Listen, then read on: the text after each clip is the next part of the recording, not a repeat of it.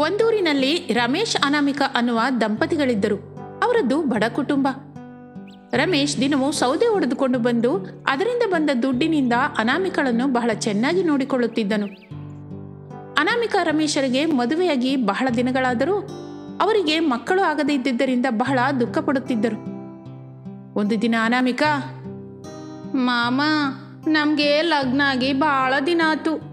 ನಮ್ಮ ಕುಟುಂಬ ಪರಿಸ್ಥಿತಿ ಅಷ್ಟಕ್ಕಷ್ಟ ಇದೆ. ನೀನು ಸೌದೆ ಮಾರದೆ ಹೋದರೆ ಮನೆ ನಡೆಯಂಗಿಲ್ಲ. ಆ ಹೊತ್ತು ಹೊಟ್ಟೆಗೆ ಊಟನೇ ಇರೋಕಿಲ್ಲ. ನಮ್ನ ಬದುಕು ಬಂಗಾರ ಆಗೋ ದಿನ ಯಾವಾಗ ಬರುತ್ತೆ ಮಾಮ? ಹೊಸೆ ಅನಾಮಿಕಾ, ನಿಂಗೆ ಯಾವಾಗ್ಲೂ ನಿನ್ ಬದುಕಿನ ಬಗ್ಗೆನೇ ಯೋಚನೆ. ಈ ಹೊತ್ತು ಸಂತೋಷವಾಗಿದ್ದೀವಾ, ಇವತ್ತು ಆನಂದವಾಗಿ ಬದುಕಬೇಕೇ ಅನ್ನೋದೇ ಮುಖ್ಯ. ಪ್ರತಿ ಕ್ಷಣ ಸಂತೋಷವಾಗಿ ಬದುಕಬೇಕೇ. ಯಾವಾಗ ನೋಡಿದ್ರು ಆ ಗತಿಗೆಟ್ಟ ಮುಖ ಹಾಕೊಂಡು ಚಿಂತಿಸ್ತಾ ಇದ್ರೆ ಹೇಗೆ? ನನ್ ನೋಡಿ ಕಲ್ತ್ಕೋ. ನಿಂಗೇನು ಮಾಮ, ನಿಂಗೆ ಯಾವಾಗ್ಲೂ ಸಂತೋಷವಾಗಿ ಇರ್ತೀಯ. ಇಷ್ಟ ಬಂದ್ರು ನಷ್ಟ ಬಂದ್ರು ನಿನಗೆ ಹಬ್ಬನೇ ಅಲ್ವಾ? ಈಗ ನಿಂಗೇನಾಯ್ತು? ಹಾಗೆ ಯಾಕೆ ಮಾತಾಡ್ತೀಯ? ನಾನು ಹೊಟ್ಟೆಲಿ ಕಾಯಿ ಬಿಟ್ರೆ ಸಾಕು ಮಾಮ. ನನ್ನ ಮಗಿನ ಮುಖ ನೋಡ್ಕೊಂಡು ಸಂತೋಷವಾಗಿ ಬದುಕ್ತೀನಿ. ಅಲ್ಲಿವರೆಗೂ ನಂಗೆ ದುಃಖ ಇರುತ್ತೆ. ಅದೆಲ್ಲ ನಿಂಗೆ ಅರ್ಥವಾಗಲ್ಲ. ನಿನ್ ಸೌದೆ ಕತೆ ನಿಂಗೆ. ಈಗ ಮಾತ್ ನಿಲ್ಸಿ ಕೆಲ್ಸಕ್ಕೆ ಹೋಗೋಣ ಬಾ. ಒತ್ತಾಗ ಹೋದ್ರೆ ಗಿರಾಕಿ ಹೋಗುತ್ತೆ ಅಂತ ಭಯವಾಗ್ತಿದೆ ನಂಗೆ. ಈ ದಿನ ಒಳ್ಳೆ ವ್ಯಾಪಾರ ಆಗ್ಬೇಕು. ಬಹಳ ದುಡ್ಡು ಬಂದ್ರೆ ನಿಂಗೊಂದು ಸೀರೆ ಕೊಡ್ಸೋಣ ಅಂತಿದ್ನೆ. ಸೀರೆ ಸಂಗತಿ ದೇವ್ರಿಗೆ ಬಿಡು ಮಾಮ. ಮನೆಯಲ್ಲಿ ಮೊದಲೇ ಬೇಯಕ್ಕೆ ಬೇಳೆ ಇದೆಯಾ ನೋಡು. ತಿನ್ನೋದಕ್ಕೆ ನೋಡ್ಕೊಂಡ್ರೆ ಅದೇ 10,000. ಪ್ರತಿದಿನ ಹೊಟ್ಟೆ ತುಂಬ ತಿಂದವನಿಗೆ ಕೋಟಿ ಆಸ್ತಿ ಇರೋ ಲೆಕ್ಕ. ಸರಿ ಬಿಡು ಬಾ, ಮೊದ್ಲು ಸೌದೆ ಹೊಡೆಯೋಣ. ಈ ದಿನ ನಾವು ಗೊಬ್ಬರ ಕಾಡಿಗೆ ಹೋಗ್ತಾ ಇದೀವಿ. ಸ್ವಲ್ಪ ಜಾಗ್ರತೆನೆ. ಅಲ್ಲಿ ಹುಳ ಹುಟ್ಟಿ ಹೆಚ್ಚಂತೆ.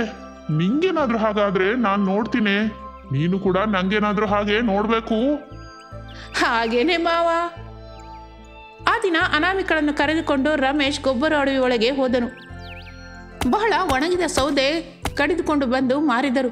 ಬಂದ ದುಡ್ಡನ್ನು ತೆಗೆದುಕೊಂಡು ಮನೆಗೆ ಸೇರಿಕೊಂಡರು. ಮಾವ, ದುಡ್ಡು ಬಂತಲ್ಲ ಮಾವ, ಇನ್ನು ಒಳ್ಳೆ ಊಟ ಮಾಡೋಣ. ವಾರಕ್ಕೆ ಸರಿ ಹೊಂದ ಹಾಗೆ ಅಕ್ಕಿ ತಗೊಂಬ. ತರಕಾರಿ ಏನು ಬೇಡ ಬಿಡು. ಇಷ್ಟದ್ರಲ್ಲಿ ಪಕ್ಕದ ತೋಟದಲ್ಲಿ ಇರೋ ಸೊಪ್ಪನ್ನ ಕಿತ್ಕೊಂಬರ್ತೀನಿ ಬಿಡು. ನೀನು ತಕ್ಷಣ ಅಕ್ಕಿ ತಗೊಂಡು ಬಾ ನೋಡು. ಹಾಗೆ ಕಣೆ, ಕ್ಷಣದಲ್ಲಿ ಬಂದ್ಬಿಡ್ತೀನಿ ನೋಡು. ಒಂದು ಅರ್ಧ ಗಂಟೆ ನಂತರ ರಮೇಶ್ ಮನೆಗೆ ಸೇರಿಕೊಂಡನು. ಅನಾಮಿಕಾ ಹೇಳಿದ ಹಾಗೆ ಅಕ್ಕಿ ತೆಗೆದುಕೊಂಡು ಬರದೆ ತನಗಿಷ್ಟವಾದ 2 ಬಿರಿಯಾನಿ ಪೊಟ್ಟಣ ತೆಗೆದುಕೊಂಡು ಬಂದನು. ರಮೇಶ ಮಾಡಿದ ಕೆಲಸಕ್ಕೆ ಅನಾಮಿಕಳಿಗೆ ಬಹಳ ಕೋಪ ಬಂದಿತು. ಹೀಗಾದ್ರೆ ಹೇಗ್ ಮಾವ? ಈ 2 ಬಿರಿಯಾನಿ ಪೊಟ್ಟಣ ಈ ಹೊತ್ತಿಗೆ ಸರಿ ಹೋಗುತ್ತೆ. ಇದ್ರ ಬದಲು ಸ್ವಲ್ಪ ಅಕ್ಕಿ ತಂದಿದ್ರೆ ನಾಳೆ ಬೆಳಿಗ್ಗೆ ಕೂಡ ಮಾಡ್ಕೊಂಡು ತಿನ್ಬೋದಿತ್ತು. ನೀನ್ ಹೀಗೆ ಮಾಡ್ತೀಯ ಅಂತ ನಾನು ಅಂದ್ಕೊಂಡಿರ್ಲಿಲ್ಲ ಮಾಮ. ಅನಾಮಿಕಾ, ನಾ ತಂದಿದ್ದು ತಿನ್ನೆ ಮೊದ್ಲು. ಯಾಕಾಗಿ ನಸುಕ್ಕೋತೀಯ? ನಿನ್ಗಾಗಿ ಬಿರಿಯಾನಿ ತಂದಿದ್ದೀನಿ. ನನ್ಗಾಗಿ ಹೆಂಡದ ಬಾಟ್ಲಿ ತಂದಿದ್ದೀನಿ. ಹಾಯಾಗಿ ತಿಂದು ಒಳ್ಳೆ ನಿದ್ದೆ ಮಾಡೋಣ. ಬೆಳಿಗ್ಗೆನೆ ಮತ್ತೆ ಎದ್ದು ಕೆಲ್ಸಕ್ಕೆ ಹೋಗೋಣ. ಅನಾಮಿಕಾ ರಮೇಶ್ ಆ ರಾತ್ರಿ ಹಾಗೆ ಹೊಟ್ಟೆ ತುಂಬಾ ತಿಂದರು. ಮಾರನೇ ದಿನ ರಮೇಶ್ ಅನಾಮಿಕಳನ್ನು ಕರೆದುಕೊಂಡು ಸೌದೆ ಹೊಡೆಯಲಿಕ್ಕೆ ಹೋಗುತ್ತಿದ್ದರೆ ದಾರಿ ಮಧ್ಯದಲ್ಲಿ ಅಮ್ಮನವರ ವಿಗ್ರಹ ಕಾಣಿಸಿತು. ಆ ಅಮ್ಮನವರಿಗೆ ಅನಾಮಿಕಾ ನಮಸ್ಕಾರ ಮಾಡುತ್ತಿರುವಾಗ ಅಮ್ಮನವರು ಪ್ರತ್ಯಕ್ಷವಾದರು. ಅನಾಮಿಕಾ ಆಶ್ಚರ್ಯ ಹೋದಳು. ಅಮ್ಮ, ತಾಯಿ, ನನ್ನನ್ನು ಕಾಪಾಡೋದಕ್ಕೆ ಬಂದ್ಯ ತಾಯಿ. ನನ್ನ ಕಷ್ಟಗಳನ್ನು ತೀರ್ಸವ ತಾಯಿ. ಅನಾಮಿಕಾ, ನೀನು ಪಡುವ ಕಷ್ಟಗಳು ಬೇಗನೆ ತೀರಿ ಹೋಗುತ್ತೆ. ನಿಂಗೆ ಎಲ್ಲವೂ ಒಳ್ಳೆಯದೇ ಆಗುತ್ತೆ. ಮಕ್ಕಳನ್ನು ಆಡಿಸಿಕೊಳ್ಳುವ ಸಮಯ ಹತ್ತಿರ ಬಂದಿದೆ. ಇನ್ನು ನಿನಗೆ ಯಾವ ಚಿಂತೆಯೂ ಇರೋದಿಲ್ಲ. ನಿಮ್ಮ ಕಷ್ಟಕ್ಕೆ ಪ್ರತಿಫಲ ಸಿಕ್ಕೇ ಸಿಗುತ್ತೆ. ಬಹಳ ಸಂತೋಷ ತಾಯಿ. ದಯಮಾಡಿದೆ ತಾಯಿ. ನಿನ್ ನಮಸ್ಕಾರ ಅವ್ವ. ಅನಾಮಿಕಾ ಹಾಗೆ ಅಮ್ಮನವರನ್ನು ಬೇಡಿಕೊಳ್ಳುತ್ತಾ ಇರುವಾಗ ಅಮ್ಮನವರು ಮಾಯವಾಗಿ ಹೋದರು. ಸಂತೋಷದಿಂದ ಅನಾಮಿಕಾ ತನ್ನ ಗಂಡ ರಮೇಶನ ಜೊತೆ ಸೌದೆ ಹೊಡೆಯಲಿಕ್ಕೆ ಹೋದಳು. ರಮೇಶ ಅನಾಮಿಕರು ಸೌದೆ ಹೊಡೆಯುತ್ತಿರುವಾಗ ಒಂದು ಮರ ಕಾಣಿಸುತ್ತದೆ. ಆ ಮರ ಒಣಗಿ ಹೋಗಿರುತ್ತದೆ. ಅದನ್ನು ಕಡಿದು ಮಾರಿದರೆ ಒಳ್ಳೆ ಆದಾಯ ಬರುತ್ತೆ ಎಂದು ಆಸೆಯಿಂದ ರಮೇಶ್ ಆ ಮರವನ್ನು ಕಡಿಯಲಿಕ್ಕೆ ಪ್ರಯತ್ನಿಸುತ್ತಾನೆ. ಹಾಗೆ ಮರ ಹೊಡೆಯುತ್ತಾ ಇರುವಾಗ ಒಂದೇ ಸಲಕ್ಕೆ ಮರ 3 ಚೂರಾಯಿತು. ಅದರ ಮಧ್ಯದಲ್ಲಿ ಒಂದು ಹಸು ಕಂದ ಪ್ರತ್ಯಕ್ಷವಾಗುತ್ತದೆ. ಆ ಕಂದ ಮುದ್ದು ನಗೆ ನಗುತ್ತಾ ಇದ್ದರೆ ಅನಾಮಿಕಳಿಗೆ ಬಹಳ ಮುದ್ದು ಬರುತ್ತದೆ. ಆ ಹಸು ಕಂದ ಹಾಗೆ ಪ್ರತ್ಯಕ್ಷವಾದದ್ದನ್ನು ನೋಡಿ ಅನಾಮಿಕ ರಮೇಶ ಬಹಳ ಆಶ್ಚರ್ಯ ಹೋಗುತ್ತಾರೆ. ನಂತರ ಆ ಹಸು ಕಂದನ ಕೂಗು ಹೆಚ್ಚಾಗಲು ಅನಾಮಿಕ ಆ ಮಗುವನ್ನು ತನ್ನ ಕೈಯಲ್ಲಿ ತೆಗೆದುಕೊಳ್ಳುತ್ತಾಳೆ. ಮಾಮ, ಇದೆಷ್ಟು ಮುದ್ದಾಗಿದೆಯೋ ನೋಡು, ಇವನು ನನ್ನ ಮಗನೇ ಮಾಮ. ಇನ್ಮೇಲೆ ನಾನೇ ಬೆಳೆಸ್ಕೊತೀನಿ ಇವನನ್ನು. ಆ ದೇವ್ರೆ ನಮ್ಗಾಗಿ ಇವನ್ ಕಳ್ಸಿದ್ದ ಹಾಗಿದೆಯೇ? ವಿಚಿತ್ರವಾಗಿದ್ದರೂ ನಮ್ ಕಣ್ಮುಂದೆ ನಡೆದಿದ್ದಕ್ಕೆ ನಾವು ನಂಬಿತಿರ್ಬೇಕು. ಇವನನ್ನ ನಾವೇ ಬೆಳೆಸ್ಕೊಳ್ಳೋಣ ಬಿಡು.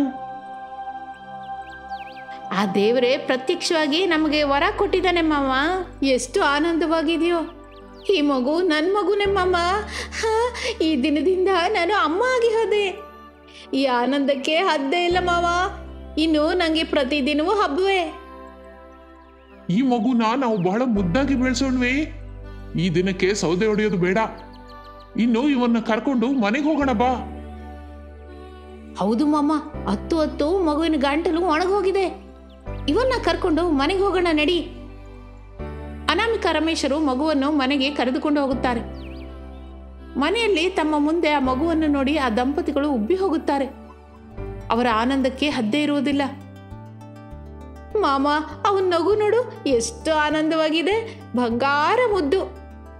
ಹೌದೇ, ಅವನ್ ನಗು ನೋಡ್ತಾ ಇದ್ರೆ ನನಗೆ ಕೂಳು ತಿನ್ನೋ ಬುದ್ಧಿ ಕೂಡ ಇಲ್ಲ. ಹೊಟ್ಟೆ ತುಂಬ ಆಗಿದೆ. ಅಷ್ಟು ಚೆನ್ನಾಗಿದೆಯಾ ಅವನ್ ನಗು. ನಿನ್ನ ಹೊಟ್ಟೆ ಬಗ್ಗೆ ಆಲೋಚಿಸಿದ್ರೆ ಸರಿ ಹೋಗುತ್ತಾ ಮಾವ? ಅವನ ಹೊಟ್ಟೆ ಬಗ್ಗೆ ಕೂಡ ಆಲೋಚಿಸ್ಬೇಕು. ಪಾಪ, ಆಗಿಂದ ಅವನು ಹೇಗೆ ಹಸುವಿನಿಂದ ಆಳ್ತಾ ಇದ್ದಾನೋ ನೋಡು. ಈಗ ಹೇಗೆ? ಏನೋ ಒಂದು ಮಾಡು. ಇಲ್ಲ ಇರು ಮಾಮ, ನಾನು ಹೋಗಿ ನೋಡಿ ಬರ್ತೀನಿ. ಅನಾಮಿಕಾ ಮನೆಯಲ್ಲೆಲ್ಲ ಹುಡುಕಿದಳು. ತಿನ್ನುವುದಕ್ಕೆ ಏನೂ ಇಲ್ಲ. ಮಗುವಿನ ಹಸು ನೀಗಿಸಲಿಕ್ಕೆ ತಮ್ಮ ಮನೆಯಲ್ಲಿ ಏನೂ ಇಲ್ಲದಿರುವುದಕ್ಕೆ ಅವರು ಬಹಳ ದುಃಖ ಪಡುತ್ತಾರೆ. ಈಗ ಹೇಗೆ ಮಾವ? ಮಗುವಿಗೆ ಹಾಕೋದಕ್ಕೆ ಮನೆಯಲ್ಲಿ ಏನೂ ಇಲ್ಲ. ಅವನ ಹಸು ತೀರೋ ಮಾರ್ಗವೇ ಇಲ್ವೇ? ಅಮ್ಮ ತಾಯಿ, ನೀನೇ ಕನ್ಕರಿಸ್ಬೇಕು. ಈ ಮಗುನ ನೀನೇ ಕಾಪಾಡಬೇಕಮ್ಮ ಎಂದು ರಮೇಶ್ ಅನಾಮಿಕಾ ಅನ್ನುತ್ತಿರುವಾಗ ಮಗುವಿನ ಕೈಯಿಂದ ಬಂಗಾರದ ನಾಣ್ಯಗಳು ಉದುರುವುದು ಶುರುವಾಗುತ್ತದೆ. ಆ ಬಂಗಾರದ ನಾಣ್ಯಗಳನ್ನು ನೋಡಿ ಅನಾಮಿಕಾ ರಮೇಶರು ಬಹಳ ಸಂತೋಷ ಪಡುತ್ತಾರೆ. ಇನ್ನು ಅದನ್ನು ಮಾರಿ ಮಗುವಿನ ಹಸುವೆ ತೀರಿಸುತ್ತಾರೆ. ಆ ಬಂಗಾರದಿಂದ ಬಹಳ ದುಡ್ಡನ್ನು ಹೊಂದಿ ಆ ಮಗುವನ್ನು ನೋಡಿಕೊಂಡು ಅನಾಮಿಕಾ ರಮೇಶರು ಬಹಳ ಆನಂದದಿಂದ ಜೀವಿಸುತ್ತಾರೆ. ಒಂದೂರಿನಲ್ಲಿ ರಮೇಶ್ ಅನ್ನುವ ವ್ಯಕ್ತಿಯೊಬ್ಬನಿದ್ದನು. ರಮೇಶ್ ವ್ಯವಸಾಯ ಮಾಡುತ್ತಾ ತನ್ನ ಕುಟುಂಬವನ್ನು ಪೋಷಿಸುತ್ತಿದ್ದನು.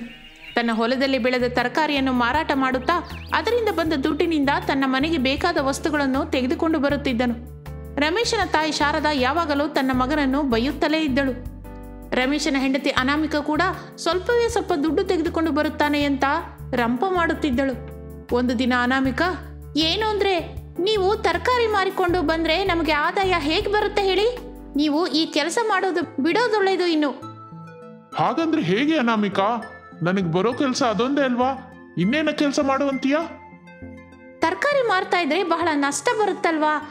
ಆದ್ರೂ ನೀವು ಅದೇ ವ್ಯಾಪಾರ ಮಾಡ್ತೀರಾ, ಯಾಕೆ?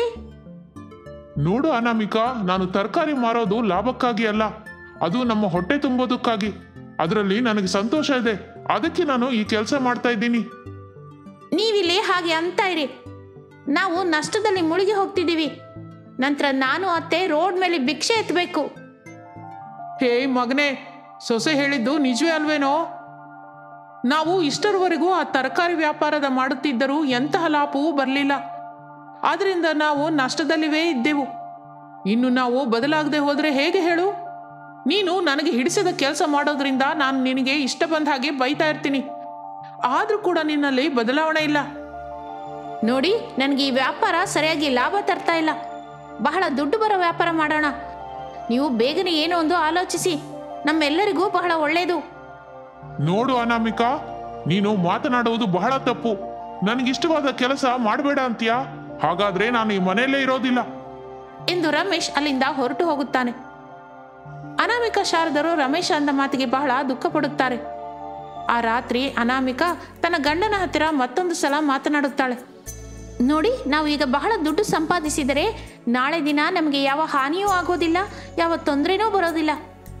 ನಿಮ್ಮ ಮನಸ್ಸನ್ನು ಬದಲಾಯಿಸಿಕೊಳ್ಳಿ, ಬೇರೆ ಏನಾದರೂ ಮಾಡ್ರಿ. ಏನೋ ಒಂದು ಅಂದ್ರೆ ಏನ್ ಮಾಡ್ಬೇಕು?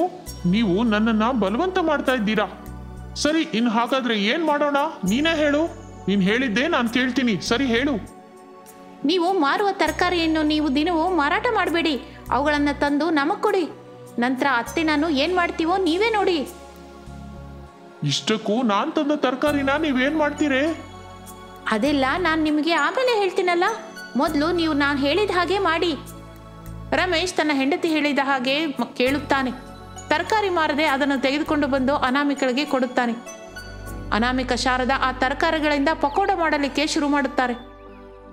ತರಕಾರಿ ತೆಗೆದುಕೊಳ್ಳುವವರೆಲ್ಲ ಆ ಪಕೋಡ ತೆಗೆದುಕೊಂಡರೆ ತಮಗೆ ತರಕಾರಿ ಜೊತೆಗೆ ಆ ಪಕೋಡ ಮಾರಿದ ವ್ಯಾಪಾರ ಕೂಡ ಇರುತ್ತೆ ಅಂತ ತಿಳಿಯುತ್ತಾರೆ. ಪಕೋಡ ತಿನ್ನಲಿಕ್ಕೆ ಮುಗಿಬೀಳುತ್ತಾರೆ ಜನ. ಬಹಳ ಜನ ಅದನ್ನು ತಿನ್ನಲಿಕ್ಕೆ ಬಂದಾಗ ಅದನ್ನು ನೋಡಿ ಆಶ್ಚರ್ಯ ಹೋಗುತ್ತಾನೆ ರಮೇಶ್. ಆಹಾ, ಏನು ಅಂದ್ಕೊಂಡೆ, ಹೀಗೆ ಬಹಳ ಜನ ಬರ್ತಾ ಇದ್ದಾರೆ ಅನಾಮಿಕಾ. ನೀನು ಮಾಡೋ ಪಕೋಡ ಬಹಳ ಜನಕ್ಕೆ ಹಿಡಿಸ್ತಾ ಇದೆ, ಅದಕ್ಕೆ ನಾವು ಫೇಮಸ್ ಆಗಿ ಹೋಗ್ತಿದ್ದೀವಿ. ಹೌದು ಕಣೋ, ಲಾಭ ಕೂಡ ಬಹಳ ಬರ್ತಾ ಇದೆ. ಹೀಗೆ ವ್ಯಾಪಾರ ಮಾಡ್ತಾ ಇದ್ರೆ ನಾವು ಲಕ್ಷಾಧಿಕಾರಿ ಆಗೋದು ಖಾಯಂ. ಅತ್ತೆ, ನಾವು ದರ ಬಹಳ ಕಡಿಮೆ ಇಟ್ಟಿದ್ದೀವಿ. ಇನ್ಮೇಲೆ ದಿನದಿನಕ್ಕೆ ದರ ಬದಲಾಯಿಸ್ಕೋಣ. ತಿನ್ನೋರು ಹೇಗೂ ಬರ್ತಾರಲ್ಲ, ದರ ನೋಡಿ ಅಲ್ಲ ರುಚಿ ನೋಡಿ ತಿಂತಾರೆ. ರುಚಿ ಹಾಗೆ ಇರೋ ಹಾಗೆ ನೋಡಿಕೊಂಡು ದರ ಹೆಚ್ಚಿಸೋಣವಾ? ಚೆನ್ನಾಗಿ ಹೇಳ್ದೆ ಅಮ್ಮ. ಹಾಗೇನೆ ನಡೆದ್ರೆ ನಮಗೆ ಕಾಸಿನ ವರ್ಷವೇ ದುಡ್ಡು ಓದ್ಕೊಂಡು ಬರುತ್ತೆ ಅಂತ. ಅನಾಮಿಕ ಶಾರದರು ದಿನದಿನಕ್ಕೆ ದರ ಏರಿಸುತ್ತಾ ಇದ್ದಿದ್ದರಿಂದ ಪಕೋಡ ತಿನ್ನಲಿಕ್ಕೆ ಬಹಳ ಜನ ಬರುವುದು ನಿಂತು ಹೋಗುತ್ತದೆ. ಅದರಿಂದ ಮತ್ತೆ ಇನ್ನೊಂದು ಸಲ ಅತ್ತೆ ಸೊಸೆಯರು ಆಲೋಚಿಸುತ್ತಾರೆ. ನೋಡಮ್ಮ, ನೀನ್ ಹೇಳಿದ ಹಾಗೆ ಮಾಡಿದ್ರಿಂದ ಪಕೋಡ ತಿನ್ನೋದಕ್ಕೆ ಬಹಳ ಜನ ಬರ್ತಾ ಇಲ್ಲ. ಅದಕ್ಕೆ ನಾನು ಹೇಳುವಂತೆ ಮಾಡೋಣ. ಏನತ್ತೆ, ಬೇಗನೆ ಹೇಳಿ. ನಾವು ಕಡಿಮೆ ರೇಟಿಗೆ ಬೋರ್ಡ್ ಹಾಕೋಣ. ಆ ಬೋರ್ಡ್ ನೋಡಿ ತಿನ್ನೋದಕ್ಕೆ ಬರ್ತಾರಲ್ಲ, ತಿಂದ ನಂತರ ದುಡ್ಡು ಕೊಡೋದಕ್ಕೆ ಬರ್ತಾರಲ್ಲ, ಆ ಸಮಯದಲ್ಲಿ ಬೋರ್ಡ್ ಬದಲಾಯಿಸೋಣ. ಹೆಚ್ಚಿನ ರೋಟ್ ಇರುವ ಬೋರ್ಡ್ ಇಡೋಣ.